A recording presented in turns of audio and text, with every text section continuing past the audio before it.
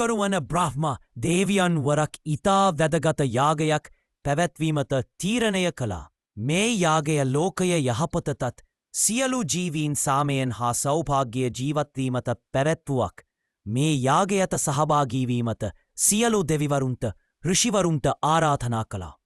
යාගය සඳහා කටයුතු ඉතා විශිෂ්ට ලෙස සිදුවුණා. විෂ්ණු ශිව යන ත්‍රිමූර්තියන්ද ඉන්ද්‍ර අග්නි වායුවැනි සියලු දෙවිවරුන්ද නාරද වසිෂ්ඨවැනි මුනිවරුන්ද තම පිරිවර සමග එහි රැස් වූ සිටියා.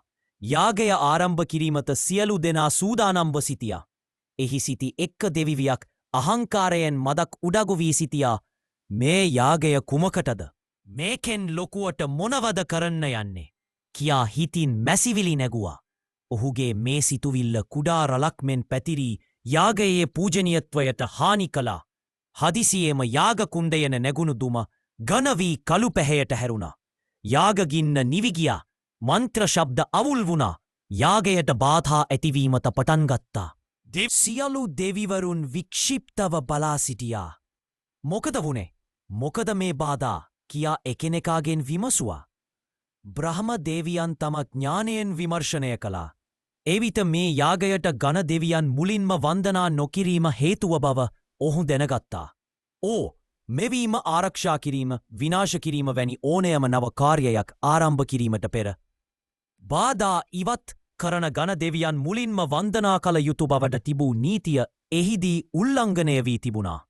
මේ නීතිය ඇතිවීමට පිටුපස ජනප්‍රිය කතාවක් තිබෙනවා. වරක් සියලු දෙවිවරුන් ශිව දෙවියන් ළඟට ගොස් ඕනෑම කාර්යයක් කරන විට මුලින්ම වන්දනා කළ යුත්තේ කාවද? කියා ප්‍රශ්නයක් ඇසුවා. ශිව දෙවියන් තරගයක් ප්‍රකාශ කළා. ලෝකය මුලින්ම වටා ගමන් කරනේ කවුද? ඔවුන්ව මුලින්ම වන්දනා කරනු ඇතේ. කියා ඔහු පැවසුවා. මුරුගන් දෙවියන් තම මොනර වාහනයෙන් නැගී ඉතා වේගයන් ලෝකය වටා යාමට පිටත් වුණා.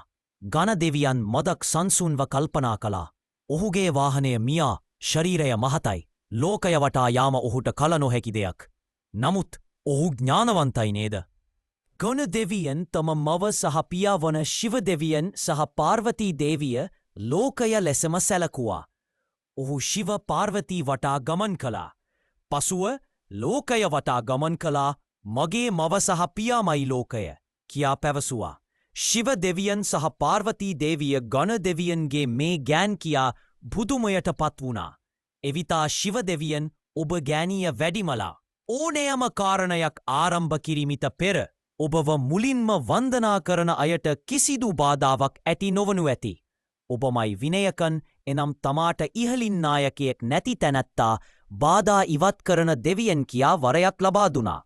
මේ කතාව බ්‍රහ්ම දෙවියන්ට සිහිපත් වුණා.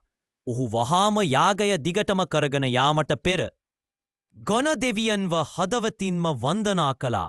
සියලු දෙවිවරුන් ඝන දෙවියන්ගේ ශ්‍රේෂ්ඨත්වය වටහාගෙන තම අහංකාරය අතහැර ඝන දෙවියන්ව හදවතින්ම වන්දනා කළා. ඝන දෙවියන්ගේ ආශිර්වාදයෙන් යාගයේ ඇති වූ සියලු බාධා ඉවත් වුණා. යාග ගින්න නැවතත් දීප්තිමත්ව දැල්වෙන්න පටන් ගත්තා. පැහැදිලිව ඇසුණා. මේ කතාව තමයි ඕනෑම ක්‍රියාවක් ආරම්භ කිරීමට පෙර ඝන දෙවියන්ව මුලින්ම වන්දනා කළ යුතුව සම්ප්‍රදායට පදනම. ඝන දෙවියන්, ජානය දෙවියන් බාධා ඉවත් කරනා සහ නව උත්සාහයන්ට